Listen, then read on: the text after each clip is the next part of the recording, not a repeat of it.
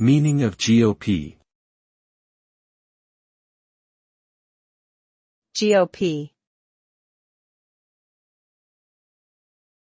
GOP.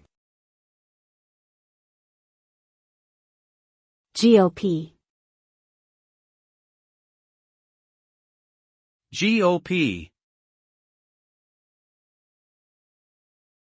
GOP stands for Grand Old Party, a nickname for the Republican Party in the United States. It originated from a remark made by Benjamin Harrison during the 1888 presidential campaign, in which he referred to his party as the Old Party. The term has since evolved to its current form and is commonly used in political discussions and media coverage. The GOP traditionally represents conservative values and is one of the two major political parties in the United States, alongside the Democratic Party.